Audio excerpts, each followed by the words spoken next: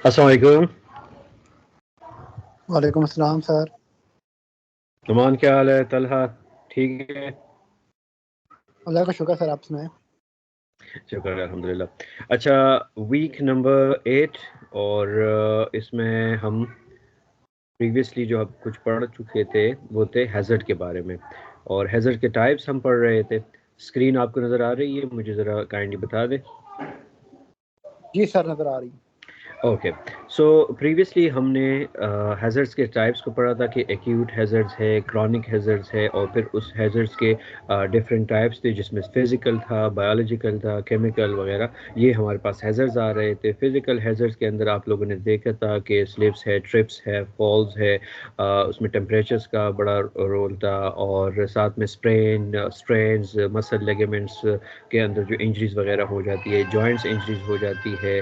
और फिर उसके बाद वार्निंग साइन पे बात हुई थी। साथ में जो है वो हमारे डिफरेंट बैक एक्सटेंशंस और ये जो एक्सरसाइज वगैरह थे कि अगर आप ऑफिस में काम कर रहे हैं या अगर आप ऐसी जगह पे काम कर रहे हैं तो आपके पास कौन कौन से ऐसे एक्सरसाइज होने चाहिए कि जो सेकंड्स के हिसाब से हो और आपके बॉडी जो है वो क्या रहे, वो परफेक्ट रहे, लॉन्ग टर्म जो है वो आपको कोई मसला ना हो। फिर कार सीट पोजीशन के अंदर एडल्ट कैसे बैठेंगे और किड्स जो है वो कैसे बैठेंगे, उनका पोस्चर बता दिया था मैंने। ऑफिस में आप अगर किसी चेयर को लेके टेबल के सामने बैठ रहे हैं तो वो पोस्चर आपका कैसे होना चाहिए। मोस्टली जो आपका लंबर एरिया है और आपका शोल्डर है और नेक है, ये बहुत ज़्यादा मुतासर हो रहे थे, तो ये पोस्चर जो था इसके बारे में हमने बता दिया था। और मैकेनिकल हैज़र्ड्स में फिर बता दिया था कि मैकेनिकल ज़्यादातर आपके मशीनों के साथ उनके जो पार्ट्स होते हैं वो अगर ख़राब है, वो अगर ठीक नहीं है, इंटेंजमेंट है, ट्रैपिंग हो रही है,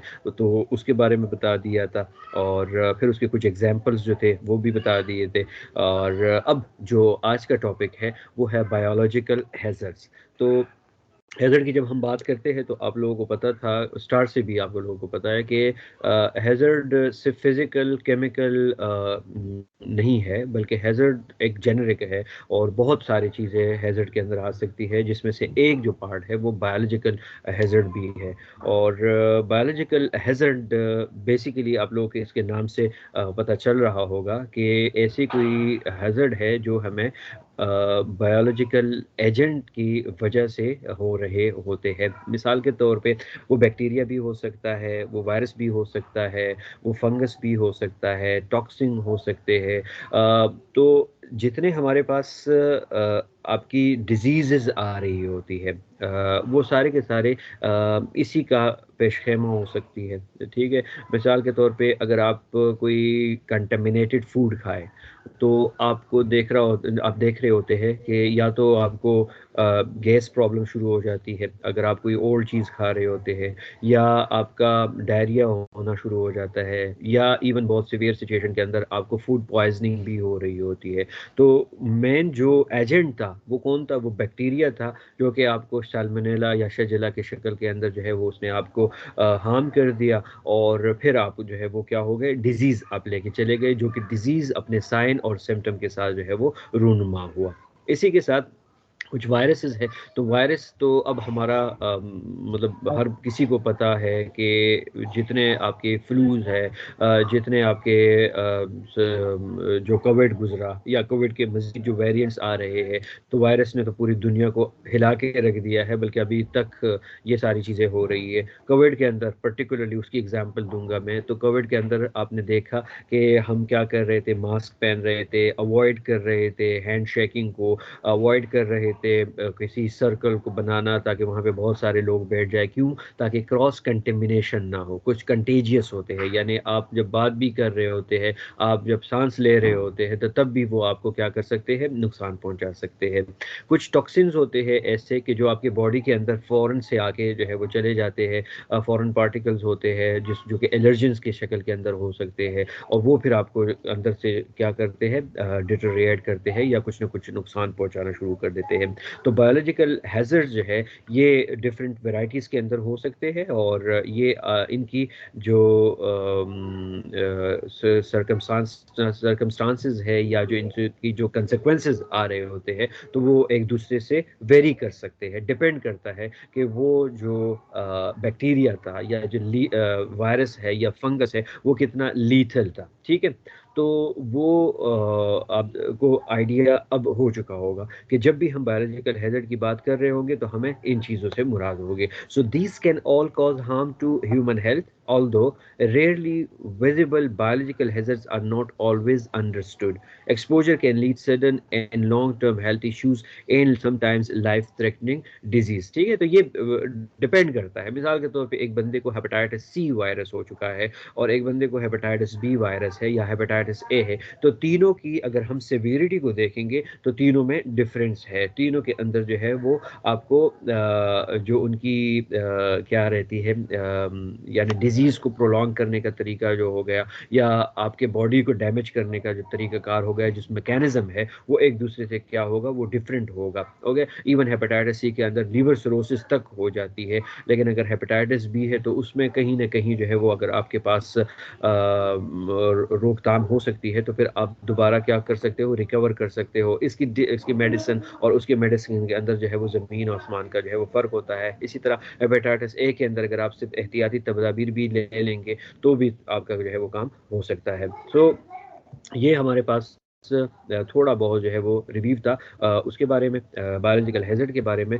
अब ये जो हैजर्ड है ये क्या करते हैं, ये लिंक्ड होते हैं एनवायरनमेंट के साथ। और आप लोगों को पता है कि जब भी आप सेफ्टी के बारे में बात करेंगे, हेल्थ सेफ्टी की बात में करेंगे, ऑक्यूपेशनल हेल्थ के बारे में बात करेंगे, तो ये हमेशा लिंक्ड होगा किस चीज़ के साथ, एनवायरनमेंट के साथ होगा। तो biological hazard are widely found in the natural environment and as a result are present in many work sectors and industries. Most biological hazards are harmless, but due to the health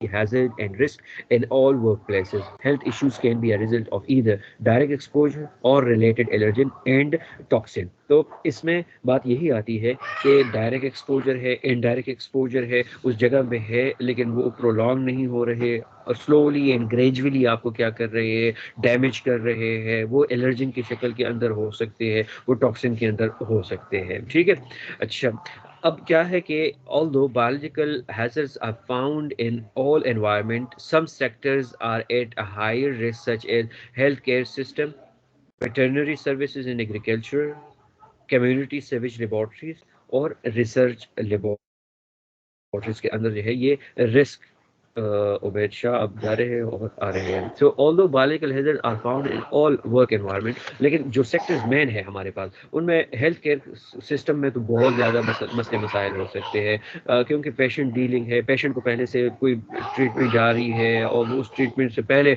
उसको कोई disease लगी हुई थी और उस disease से पहले वो किसी वजह से जो है वो क्या हुआ था, बीमार हुआ था। तो वो जो वजह है वो वजह सिर्फ उसको उसने बीमार नहीं किया, बल्कि वो अगर कंटेजियस है तो किसी और बंदे को भी कर सकता है, किसी और बंदे को भी कर सकता है। ठीक है, जैसे कोविड, मलेरिया, टाइफाइड, ब्रुसेला, इस तरह के बहुत सारे, Epstein Barr virus, varicella zoster, herpes, measles, mumps, ये सारे के सारे उसकी मिसाल के अंदर जो है वो आ सकते हैं, या इससे हटके और भी बहुत सारे एग्जाम्पल है।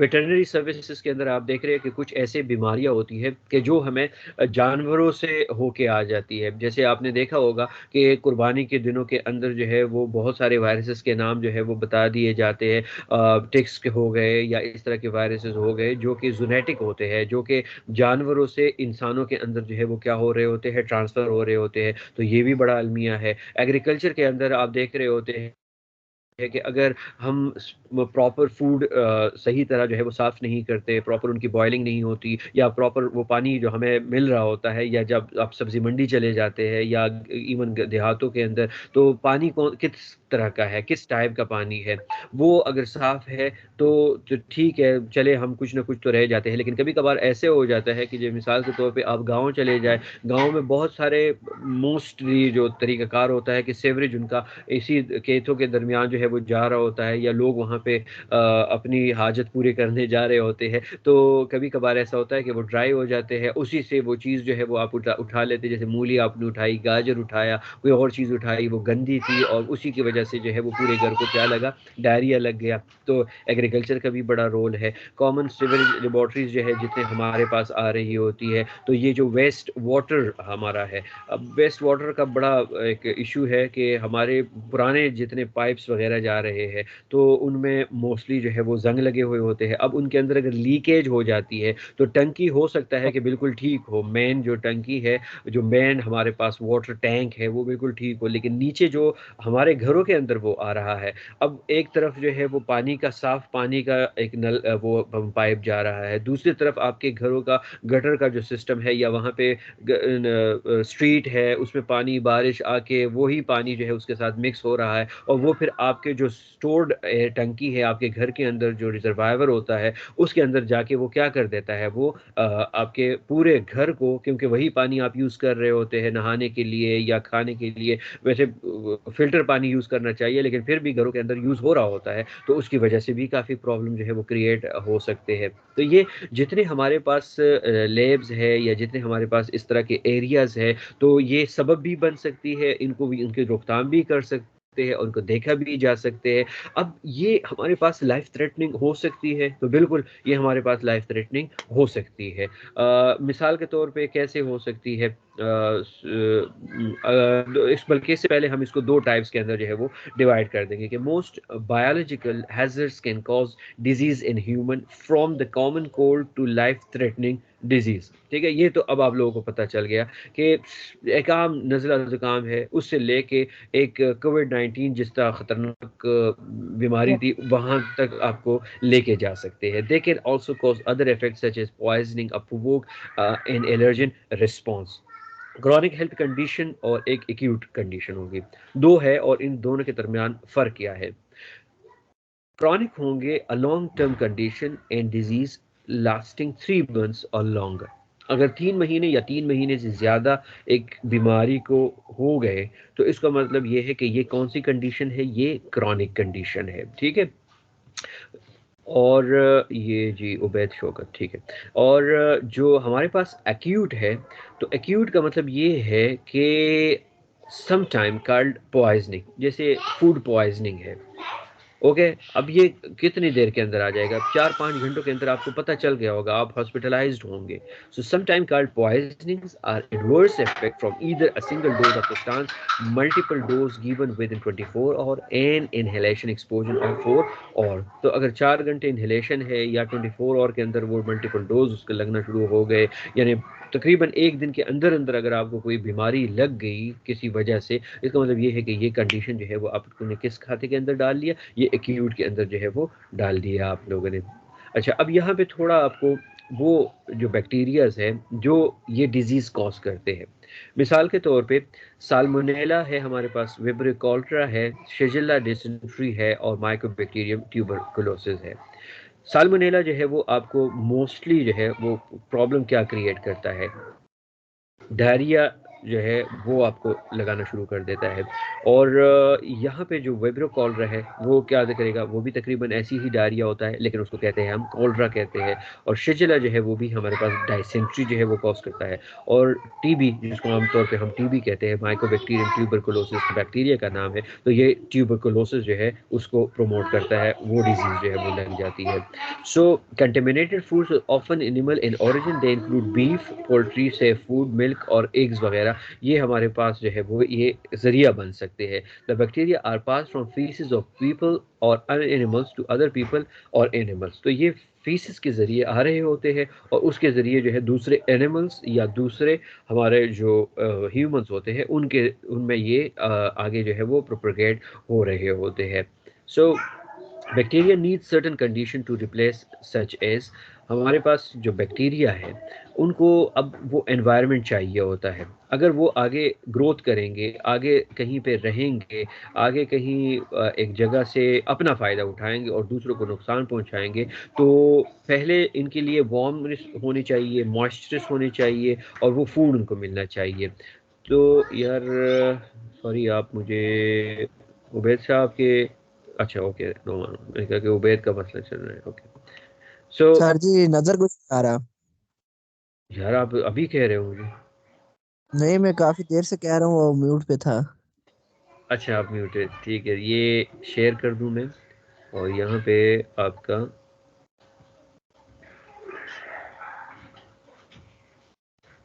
आ रहा है अभी नजर? जी जी, अभी आ रहा नहीं, जब इस तरह की सिचुएशन आप बोल दिया करें यार, ठीक है, मैसेज किया करें नहीं, कम से मैं कम कह डायरेक्ट। रहा था। हाँ no thank you very much, लेकिन ये उसी वक्त किया करे तो। अच्छा अबरार ने मैसेज किया भी है, सॉरी अबरार, आपने मैसेज किया भी था लेकिन मैंने मोबाइल नहीं उठाया, तो बहरहाल thank you so much. Okay so you may know about their life style. मिसाल के तौर पे bacteria needs certain conditions to replicate, such as usually bacteria thrive between 5 to 60 degree centigrade तक जो है ये क्या कर सकता है, सरवाइव कर सकता है। एक मिनट, ये नामदार अली को भी ऐड कर लेते हैं।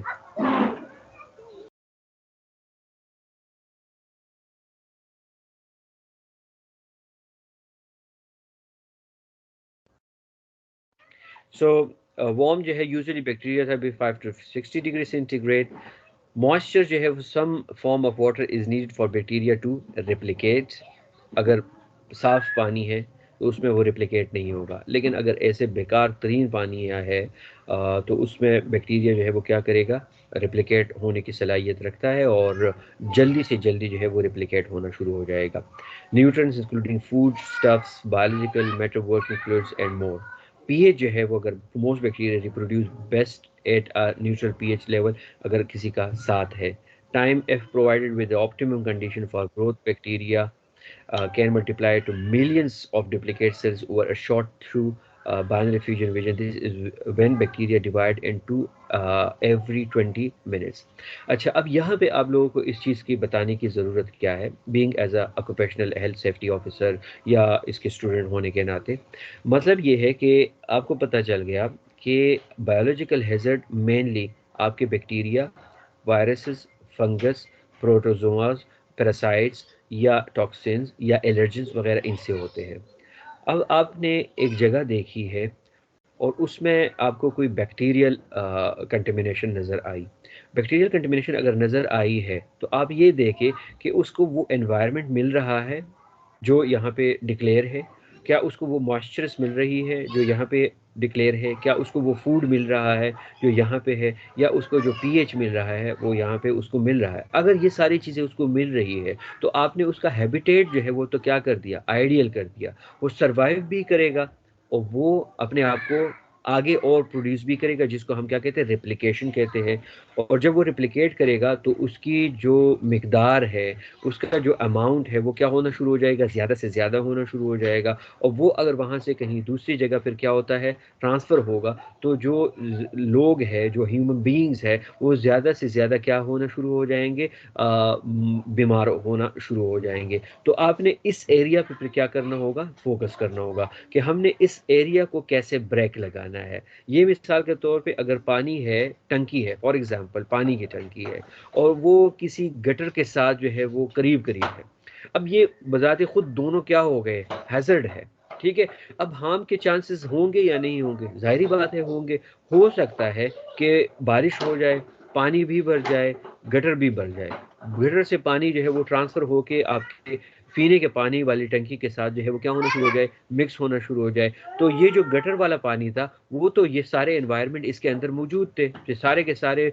जो मैंने अभी बता दिए, तो उनको तो आइडियल सिचुएशन मिली हुई है बैक्टीरिया को। तो थोड़ा सा भी अगर वो साफ़ पानी के अंदर चले गए तो साफ़ पानी क्या हो जाएगा, गंदा हो जाएगा। और साफ़ पानी गंदा होने का मतलब क्या है कि उसके अंदर अब ये पॉइजन, टॉक्सिन, ये सारी चीज़ें जो है वहाँ पे होना शुरू हो जाएंगे, जिसकी वजह से इम्यूनिटी जो है लोगों की क्या होना शुरू हो जाएंगी, काम करना शुरू हो जाएगी किस सिचुएशन के अंदर, कि वो बीमार हो गए हैं और वो बीमार होने का प्रॉब्लम जो है वो किसी पेंडेमिक, एंडेमिक या इस तरह की सिचुएशन में हो सकता है। ठीक है, अच्छा viruses can several disease and more, जैसे कि चिकन पॉक्स है, कोल्ड है, कोविड-19 है, एबोला वायरस है, फ्लू है, हेपेटाइटिस है, हर्पीस वायरस है, मीजल्स है, मम्प्स है, पोलियो है, रेबीज़ है या रुबेला, स्मॉल पॉक्स, ये बहुत सारे ऐसे वायरसेस हैं जो अपने तर्ज में किसी न किसी डिजीज़ को क्या कर रहे होते हैं, प्रमोट कर रहे होते हैं। टॉक्सिन्स फ्रॉम बायोलॉजिकल सोर्स, तो अब कुछ बैक्टीरिया ऐसे होते हैं कि वो टॉक्सिन प्रोड्यूस करते हैं। ओके, मिसाल के तौर पे इसमें बोtulinum टॉक्सिन है, a toxin form from the bacteria clostridium botulinum. Tetanus है, ये हमारे पास जो क्लोस्ट्रीडियम टेटनाई है उससे ये टॉक्सिन प्रोड्यूस होता है। डिप्थीरिया है जो कि हमारे पास कॉर्नियोबैक्टीरियम डिप्थीरिया, इस ये एक बैक्टीरिया है, इससे प्रोड्यूस होता है। ठीक है, तो ये टॉक्सिन जो है ये भी बैक्टीरिया के थ्रू ही क्या हो रहे होते हैं, प्रोड्यूस हो रहे होते हैं। और toxins are subsets of poisons produced by living organism. Poisons are any substance that can cause harm to organism if enough has been absorbed. This can be either through ingestion, inhalation or direct contact. तो अगर आपके पास ये bacteria contact में आ गए तो अब आप समझ लें कि इनका जो तरीके वारदात होगा वो क्या होगा, वो बड़ा ख़तरनाक होगा। वो आपको ये जो जितने आपके डिजीज़ है, मैं ये नाम ले रहा था बैक्टीरिया की, वो अपने अपने मरहले के अंदर जो है इन डिजीज़ को क्या करना शुरू कर देंगे, आगे लेके जाएंगे और आपको क्या लगना शुरू हो जाएगी, बीमारी लगना शुरू हो जाएगी जो कि लाइफ थ्रेटनिंग भी हो सकती है या जिसकी वजह से आपको फिर एंटीबैक्टीरियल या कोई मेडिसिन या हो सकता है आप क्या हो जाए, हॉस्पिटलाइज हो जाए। फिर उसके बाद जो है वो आपका एक और किस्म का आता है जिसको हम कहते हैं प्रोटोजोआ। ओके, पहले हमने क्या पढ़ा कि पहले हमने यही पढ़ा कि आपका एक किस्म का जो है वो बैक्टीरिया है। बैक्टीरिया डिफरेंट टाइप्स के हो सकते हैं। बैक्टीरिया जो है उसको थोड़ा सा जो जो मैंने बता दी, हेपेटाइट के लिए पानी, वो उसके खाने के लिए, उसके ग्रोथ के लिए, उसके मॉइस्चरस के लिए कुछ ना कुछ चाहिए होता है, वो रिप्लिकेट करता है। बैक्टीरिया आपको गंदे पानी से, फूड से, एनवायरनमेंट से, कहीं ना कहीं से आपको मिल सकता है। जब ये आएंगे तो आपको डिफरेंट डिजीज़ जो है वो होना शुरू हो जाएंगी, जिसमें से डिफ्थीरिया हो गया, वाइब्रे कॉलरा हो गया, आपका टेटनस हो गया, या इस तरह की बहुत सारी बीमारियां जो है वो लग जाएंगी। और उसमें फिर क्या हो सकता है, ये टॉक्सिन प्रोड्यूस कर सकते हैं। तो टॉक्सिन्स बहुत सारे जो है वो आपको फिर क्या करेंगे, तंग करना शुरू कर देंगे। अब आगे जो है वो हमारे पास दूसरा क्या है, प्रोटोजोआ है। Other types of biological hazard are protozoa. These are single celled and extremely small cells.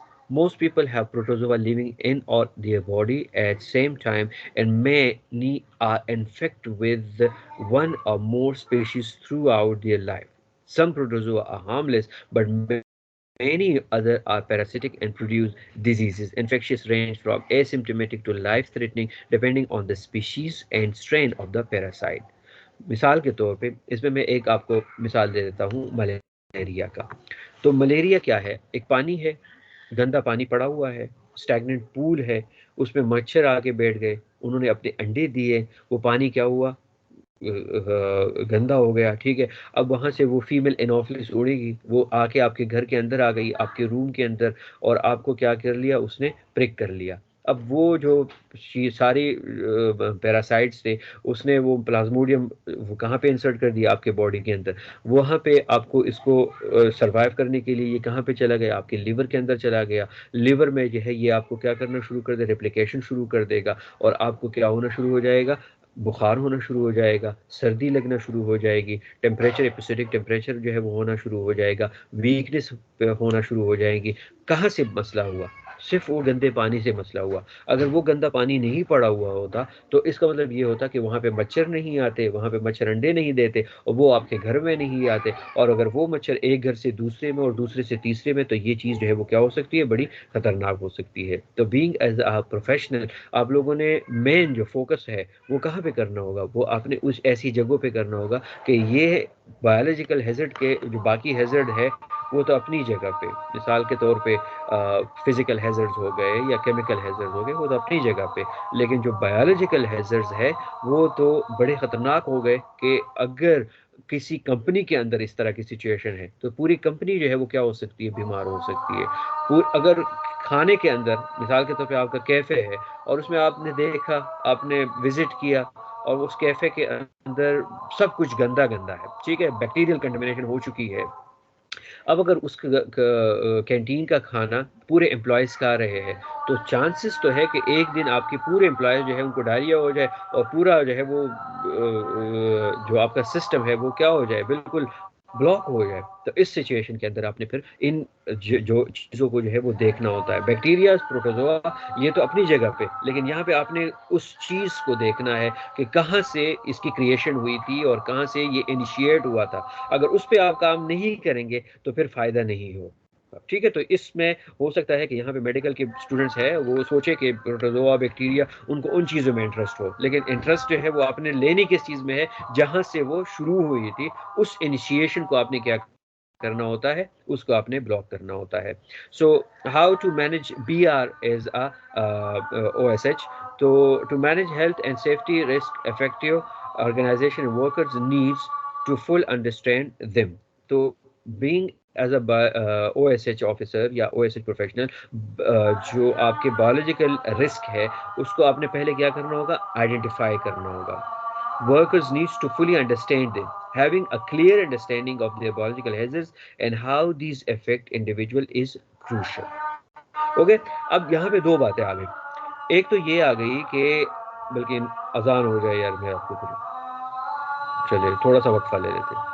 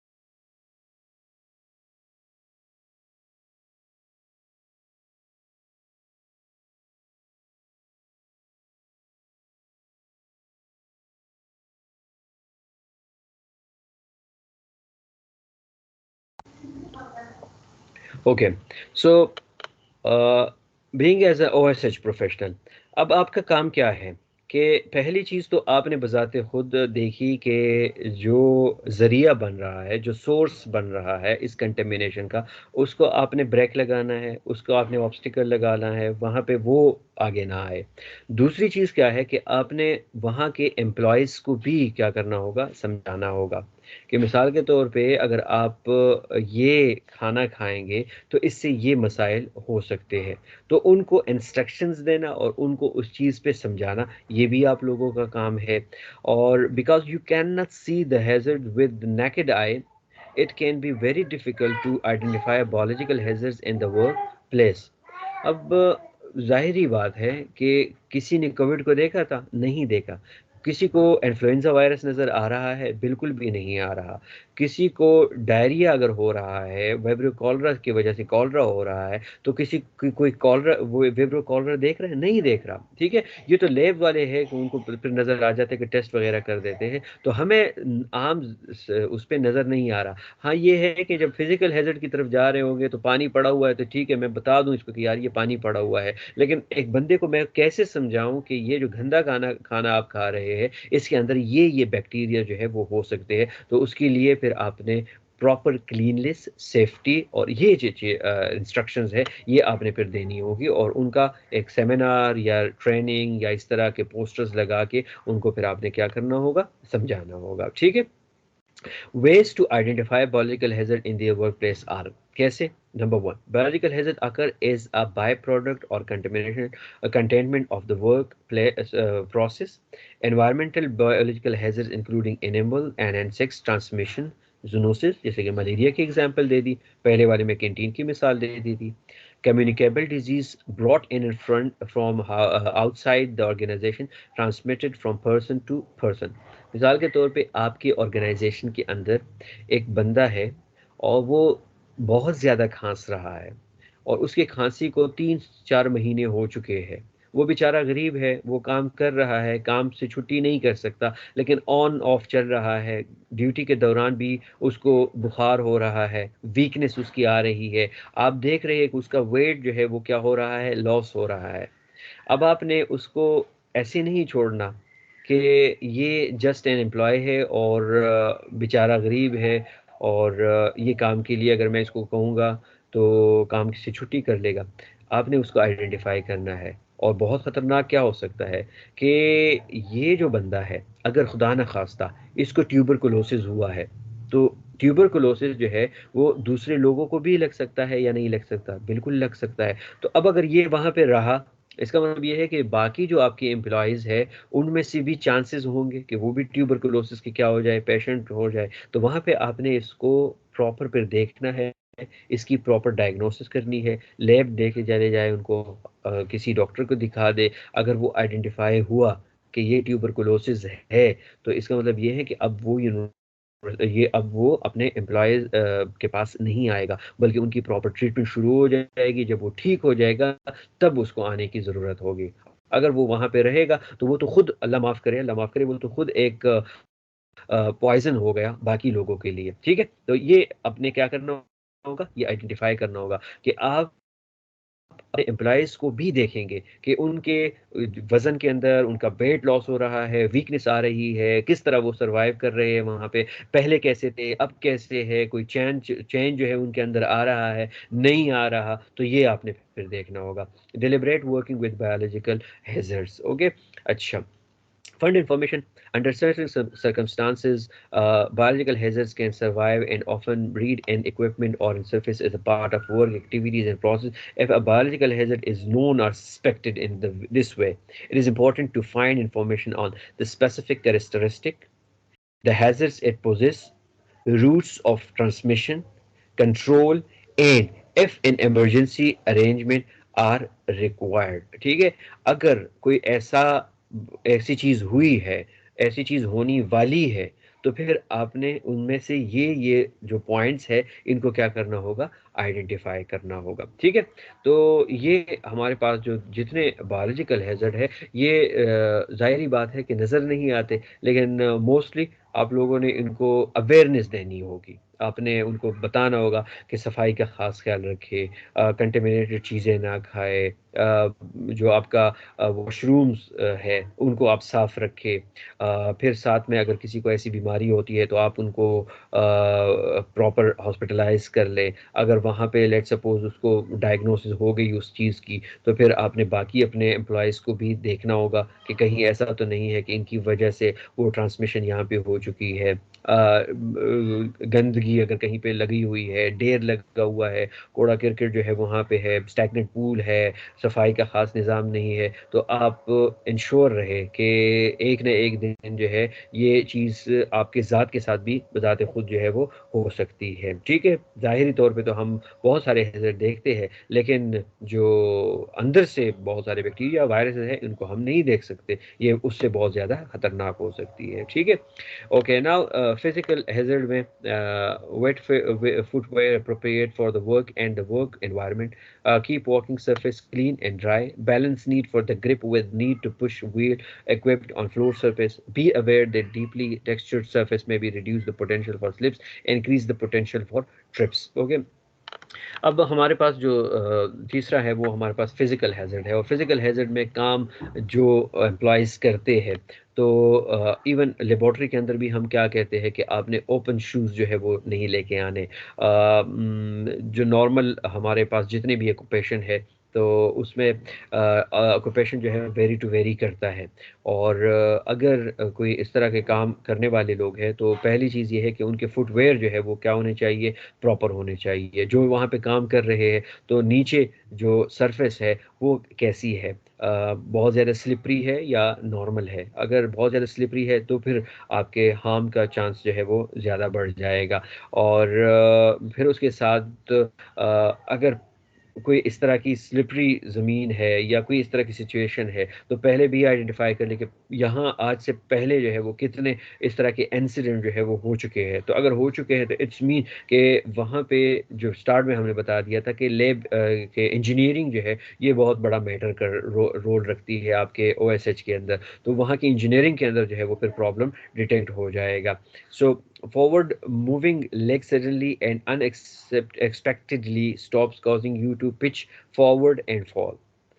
Trips अगर होंगे, causes क्या हो सकती है कि abrupt changes in the height of a walk surface, objects in the path, transmission from a slippery surface to slip resistant surface.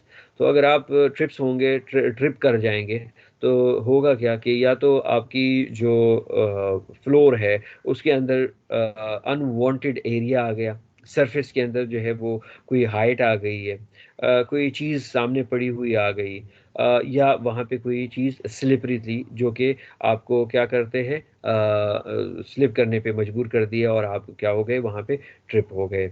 So preventing trips इसमें क्या हो सकते हैं कि कीप एक्सेलर क्लियर, ठीक है, कि आपका जो ये है हमारे पास रास्ता है, ठीक है, तो वो क्या रखें आप, वो क्लियर रखें।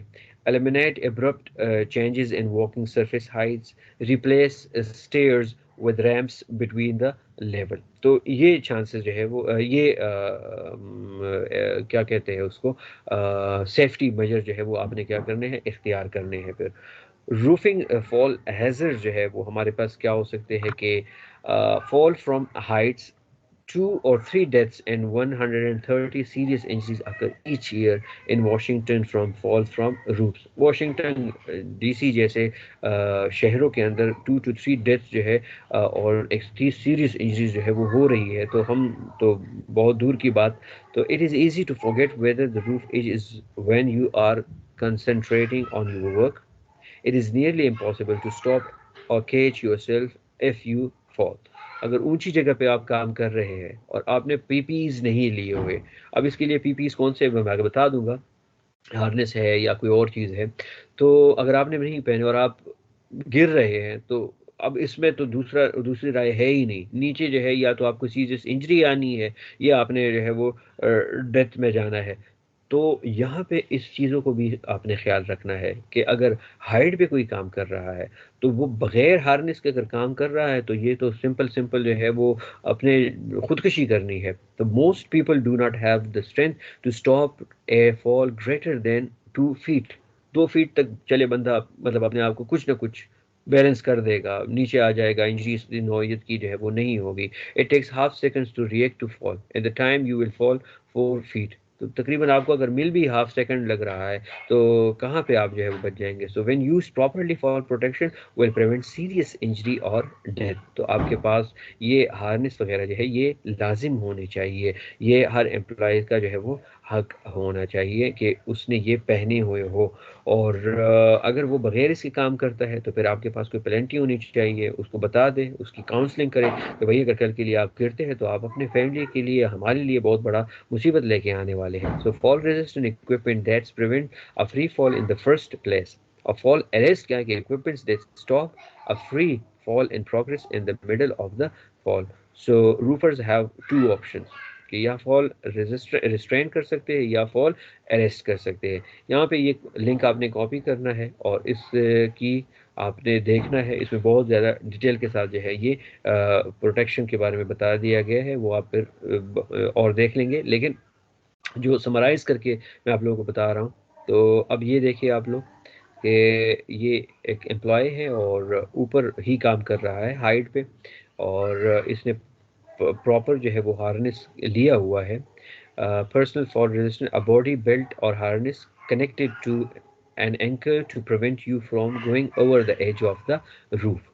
सही है, इसके बगैर जो है काम करना वो ज़िंदगी को मौत को जो है वो दावत देनी है, ज़िंदगी को बाय बाय करना है। ऐसी जगह पे अगर काम कर रहे हैं तो गार्ड रेल्स जो है वो होने चाहिए, लाजमी बात है। घरों के अंदर भी आप देख रहे होते कि छतों के ऊपर जो है वो ये लगे हुए होते हैं, क्यों, ताकि बच्चे जो है वहाँ से ऊपर ना जाए। इवन आप अगर खुद है, अगर आप सर चकरा गया, नीचे गिर गए, तो ये अवॉइड करते हैं। और warning lines and safety monitor person.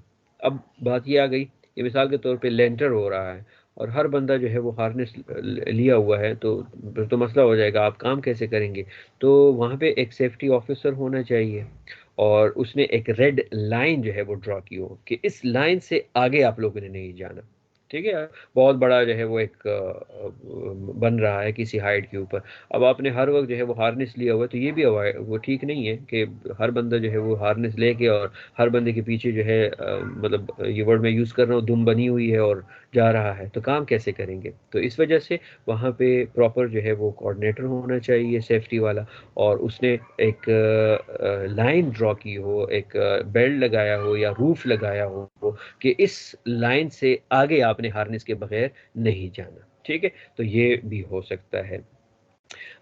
Fall restrain can be body belt और फुल बॉडी हार्नेस, ठीक है।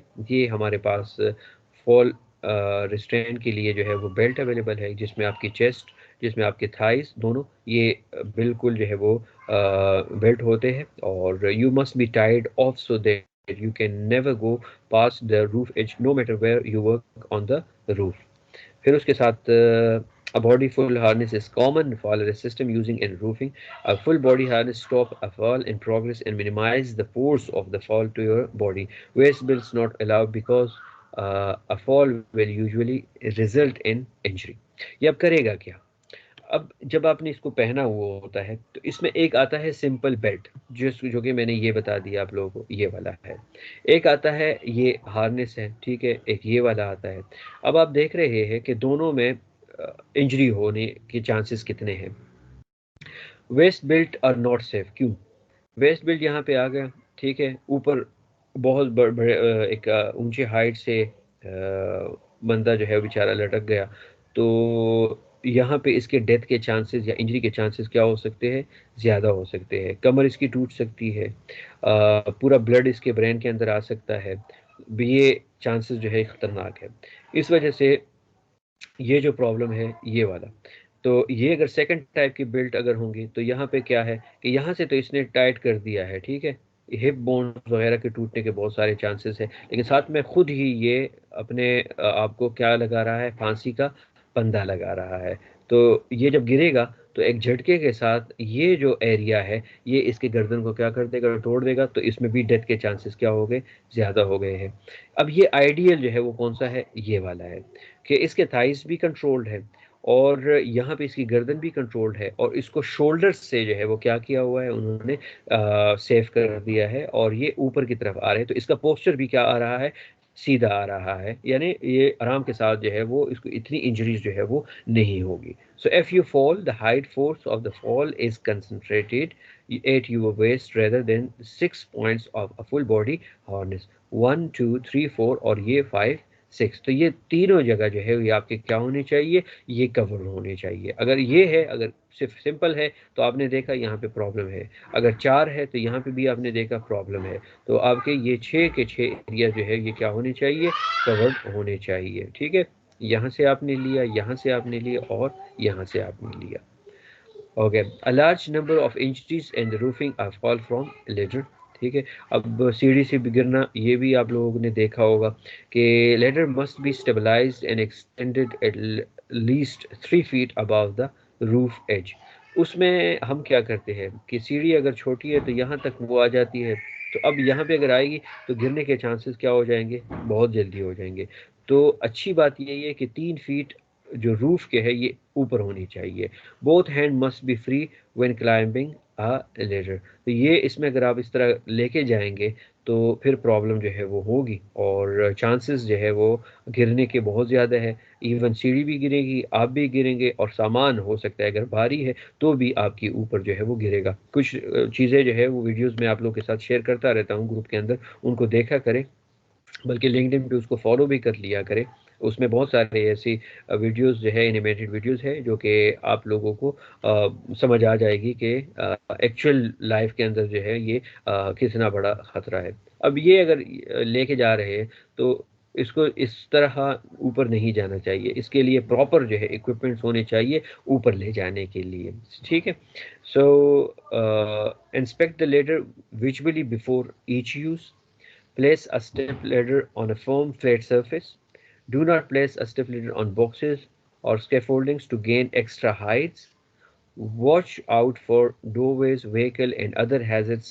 Set up barrier where necessary.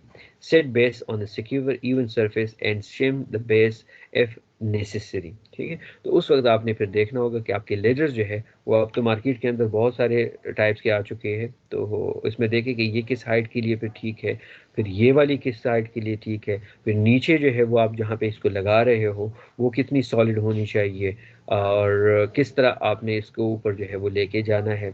ऊपर कभी कभार इसमें ये भी होता है कि ऊपर अगर वायरिंग जा रही है इलेक्ट्रिक की, उससे आपने इसको फिर बचाना है, और मज़ीद इसके लिए जो है वो मैंने लिंक दिया हुआ है, तो इसको भी आप लोगों ने फिर देखना है। ठीक है, फिर साथ में हेल्थ हैज़र्ड्स वगैरह जो है वो हमारे पास पिक्टोग्राम है, तो ये जहाँ पे आप काम कर रहे होंगे तो वहाँ पे आपको ये साइंस जो है वो चिस्पा भी करनी चाहिए कि अगर हेल्थ हैज़र्ड है तो आपने ये वाला लगाना है, कोरेसिव है, एनवायरमेंटल है, फ्लेमेबल है, एक्सप्लोजिव है, एक्यूट टॉक्सिसिटी अगर है, और कंप्रेस्ड गैस का अगर है, या ऑक्सीडाइजर्स है, या अदर हैजर्स वगैरह अगर है, तो उसमें आपने फिर ये साइन जो है वहाँ पे बिल्कुल लगाने होंगे। ठीक है, तो हेल्थ हैजर्ड में आपके toxic, carcinogenic, mutagenic, reproductive toxins, sensitizers, irritants and corrosive और asphyxiants जो है वो हमारे पास आ सकते हैं, जो कि आपके हेल्थ को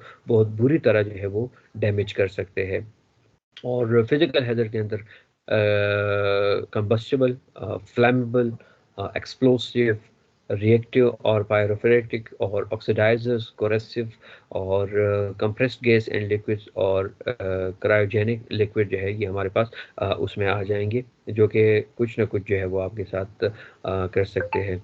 सो ये इसके बाद जो है वो आपने ये लिंक, 3 लिंक मैंने आप लोगों को इस हफ्ते के लिए दिए हैं। अभी आप लोगों ने जैसे ही लेक्चर ख़त्म करना है इन तीनों लिंक को आप ओपन करें, और ये मैंने पहले भी बता दिया था कि आपको जितने असाइनमेंट दिए जा रहे हैं तो आप उसका एक प्रैक्टिकल की कॉपी बना लें और उसको प्रॉपर देखें कि उसमें उसकी समरी क्या है। अब आज की जो लिंक है उसको आप ओपन करेंगे तो आपको खुद ही समझ आ जाएगी कि इसमें बहुत कुछ जो है वो पड़ा हुआ है। मैं बता इसीलिए नहीं रहा कि बहुत सारे स्टूडेंट जो है वो फिर गायब हो जाते हैं, इवन बाद में मैसेज भी कर देते हैं एक दूसरे को कि सर ने क्या बताया था। तो ये आप लोगों की ही एक्टिविटी है, इसको आप लोगों ने करना है, और ये एक्टिविटीज़ आपके प्रैक्टिकल बुक के अंदर जब आप आएंगे तो ये उसमें काउंट होंगे, आपके मार्क्स के अंदर काउंट होंगे।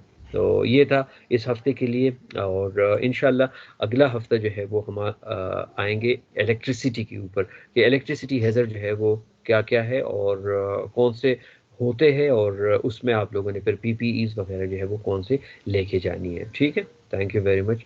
ये लेक्चर जो है मैं आज आप लोगों के साथ शेयर कर दूंगा, इसको आपने अच्छी तरह पढ़ना है, और हैज़र्ड के type, biological hazard, physical hazard और ये पोस्टर्स वगैरह ये आपने अच्छी तरह याद रखनी भी है।